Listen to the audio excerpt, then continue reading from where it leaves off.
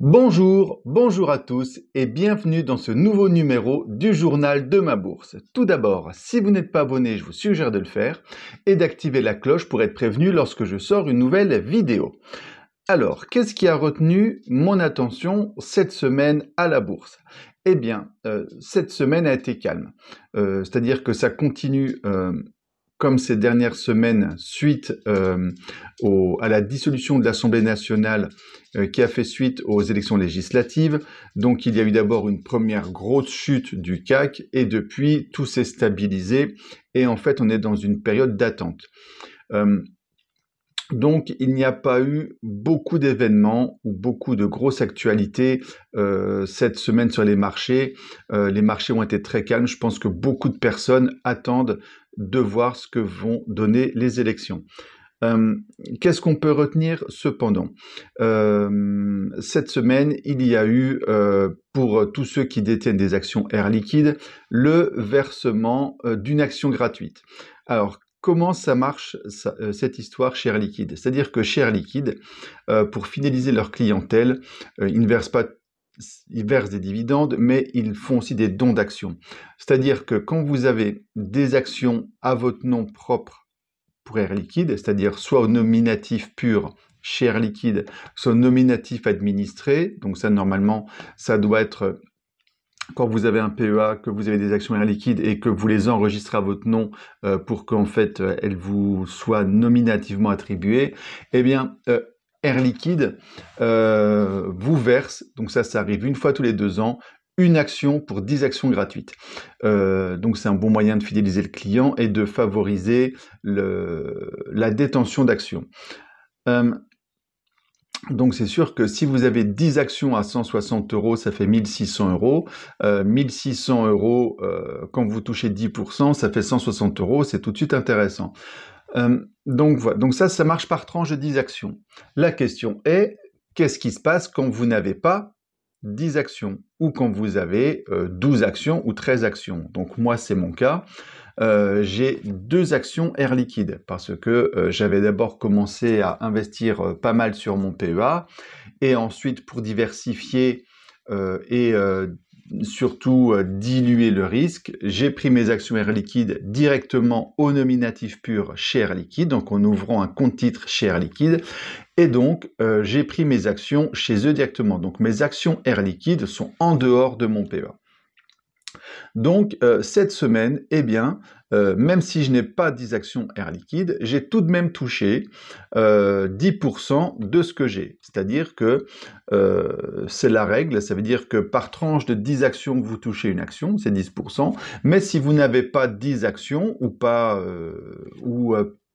un nombre rond, enfin pas rond, mais qui correspond à un multiple de 10, voilà, donc par exemple 15 actions, eh ben vous touchez le prorata, c'est-à-dire que moi j'avais 2 actions, j'ai donc touché, donc mes 2 actions valent à peu près 160 €, donc j'avais à peu près 320 € investis sur Air Liquide, eh ben j'ai touché 10% de mon investissement, ça veut dire que j'ai touché 32 €. Ces 32 €, ils m'ont été versés directement sur mon compte courant que j'ai enregistré sur mon compte Air Liquide. Et donc, cette semaine, j'ai touché mes 32 €, donc les 10% de mes 320 €. Voilà, engage ma fidélité et de mon investissement chez Air Liquide. Qu'est-ce que j'ai fait de ces 32 €? Alors moi, mon but, quand j'investis en bourse, eh ben, c'est de pas tout de suite récupérer les fruits de mon investissement, mais de le réinvestir. Donc, j'ai réinvesti tout de suite ces 32 €. Alors bien sûr, 32 €, c'était pas suffisant pour réinvestir chez Air Liquide, parce qu'une action, là, elle doit être à 160 € autour de ça. Je voulais pas non plus réinvestir, donc remettre le complément. J'aurais dû remettre 130 €, on va dire, pour avoir une nouvelle action Air Liquide, et ça faisait trop à compléter. Du coup, j'ai reversé ces 32 € sur mon PEA directement. Et avec ces 32 €, eh bien, j'ai racheté quelques actions pour augmenter mon PEA. Et donc, qu'est-ce que j'ai acheté? Eh bien, comme ces derniers temps, comme mes valeurs bancaires les actions que je détiens, leur valeur a pas mal baissé, et donc on est maintenant à un prix de marché qui correspond à mon PRU. Eh ben, j'ai racheté des actions Coface et Crédit Agricole. Alors j'en ai pas racheté beaucoup, mais j'en ai racheté quelques-unes de manière à commencer à revenir à une position plus étoffée. J'ai pas voulu acheter de trop parce qu'en fait j'ai une partie de mes actions que j'avais vendues il y a quelque temps, j'en avais parlé, du coup je suis toujours en attente, c'est-à-dire que j'attends de voir ce que vont donner les élections législatives. Si jamais le marché sanctionne un petit peu ces élections législatives et que le marché continue à baisser, eh ben je réinvestirai. Enfin, j'utiliserai les liquidités que j'ai débloquées en vendant mes actions pour réinvestir à ce moment-là. Mais je voulais pas le faire tout de suite parce que je me dis que si jamais ça baisse pas mal les prochaines semaines, ça peut être en fait un manque à gagner pour moi d'avoir investi aussi rapidement. Donc là, je suis vraiment dans une période d'attente. On va déjà voir ce soir le résultat du premier tour, à quoi on peut s'attendre, les projections qu'il y aura, et on verra ensuite, alors on verra déjà ce soir ce que ça donne. On aura déjà un bon aperçu, et on verra une fois que les premières estimations ce soir, vers quoi on se dirige. Donc peut-être que la semaine prochaine, le marché va se calmer, on pourra commencer à réinvestir. Peut-être que ça sera à l'inverse la panique, et du coup, eh ben, j'attendrai pour réinvestir. Et donc, eh bien, on verra à la fin donc, du deuxième tour, donc dimanche soir prochain, ce que ça donne. Parce que il y a deux risques en fait qui peuvent arriver. C'est soit l'élection, enfin, il y en a trois, en fait, il y a trois scénarios. Il y a soit aucun parti qui arrive à obtenir une majorité, et donc on arrive à un stand-by, donc grosso modo ce qu'on avait jusqu'à maintenant, et donc pas de parti de droite dure ou d'extrême gauche qui arrive au pouvoir et qui peut donc diriger, et donc on arrive à un espèce de consensus stand-by. Et là, c'est peut-être une solution qui peut arriver. Et du coup, faudrait voir comment réagissent les marchés, mais ça peut correspondre à ce qu'on avait jusqu'à maintenant ces derniers temps. Donc peut-être pas trop de grosses surprises. On peut avoir sinon l'arrivée au pouvoir, enfin au pouvoir au niveau législatif, de soit ce qu'on appelle l'extrême droite, avec donc l'accession au pouvoir législatif du RN. En sachant que donc le porte-parole Jordan Bardella a expliqué que lui, il ne prendrait les fonctions de Premier ministre que s'il avait une majorité absolue pour pouvoir diriger, et pas une majorité relative, c'est-à-dire insuffisante pour diriger. Donc il faudra voir quel sera le score à l'issue du second tour du RN. Est-ce qu'il arrive à une majorité absolue, et donc est-ce qu'il peut gouverner, on va dire ça, ou est-ce qu'il arrive à une majorité relative et où donc il ne peut pas gouverner. Donc ça, on verra, parce que c'est le scénario le plus probable, que ce soit le RN qui emporte les élections. Le RN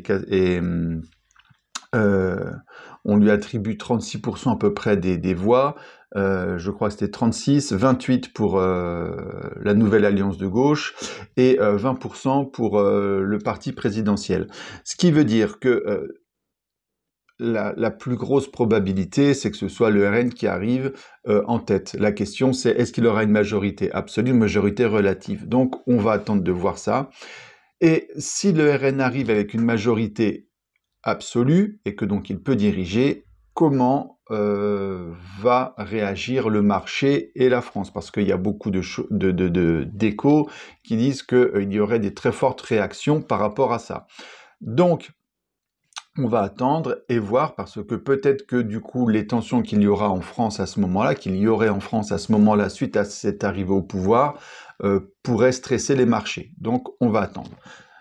Troisième scénario qui pourra arriver, qui à mon avis serait le pire pour nous les investisseurs, c'est l'arrivée au pouvoir de l'extrême gauche, parce que il faut appeler un chat, le communisme,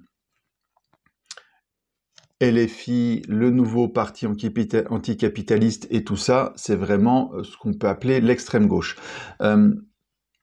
Donc c'est vraiment l'opposé de ce qui correspond à un investisseur. C'est-à-dire qu'un investisseur, il va utiliser son argent, faire fructifier son argent, investir dans l'immobilier, la bourse, d'autres choses, monter une entreprise et essayer de gagner de l'argent. Ça va être donc plutôt une philosophie qui va être défendue par la droite ou des fois le centre. À l'extrême gauche, ou même des fois à gauche, parce que par exemple Hollande, qui était donc un président socialiste, expliquait que son ennemi c'était la finance.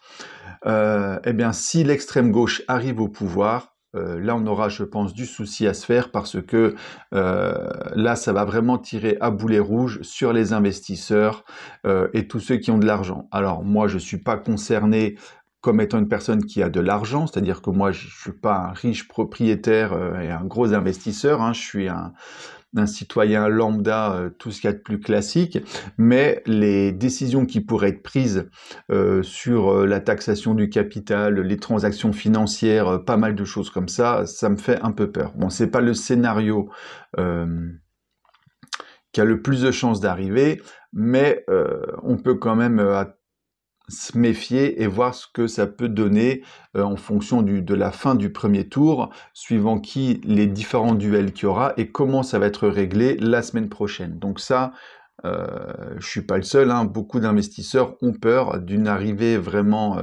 franche au pouvoir de ce regroupement de partis d'extrême gauche. Parce qu'il faut déjà savoir qu'en France, on est le pays le plus taxé au monde.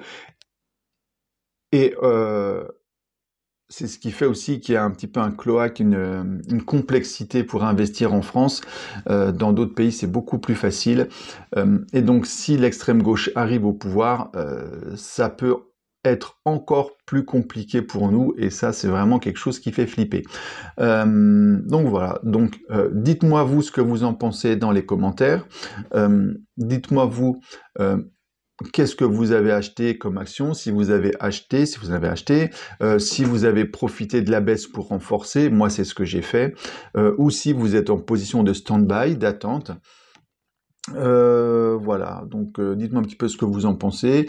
Est-ce que vous pensez que quel que soit le résultat des législatives, le marché va encore baisser? Ça, c'est une chose qui peut arriver parce que soit on est dans un stand-by et le marché n'apprécie pas peut-être et ça peut continuer à baisser ou rester bas, soit le RN arrive au pouvoir et puis ben ça baisse, soit l'alliance de gauche arrive au pouvoir et là ben ça baisse aussi, ou soit le stand-by est bien perçu par le marché et donc ça peut commencer à remonter, ou alors l'accession au pouvoir du RN peut être vue comme une bonne chose et du coup le marché peut remonter. Enfin bon, il y a pas mal d'options, on va attendre de voir tout ça. Donc voilà, donc moi je vais vraiment attendre là maintenant cette semaine, je vais voir ce que ça donne, je vais déjà attendre impatiemment ce soir pour voir vers quoi on se dirige, je vais attendre cette semaine et voir du coup la fin du deuxième tour, dimanche soir prochain, pour voir qu'est-ce qu'on a et vers quoi on se dirige. Et là on pourra commencer à réagir un petit peu plus franchement et voir voir qu'est-ce qu'on fait, est-ce qu'on commence à réinvestir ou pas. Voilà, donc je vous souhaite à tous une bonne journée, merci de me suivre, je salue tous les nouveaux membres, il y a eu pas mal d'activités, j'ai eu quelques nouveaux membres ces derniers temps, j'ai eu pas mal de commentaires, donc c'est très gentil à eux de me suivre et de liker et commenter les vidéos, donc je vous salue bien, et je vous dis à dimanche prochain pour une nouvelle vidéo, et voilà, d'ici là, portez-vous bien, allez, ciao!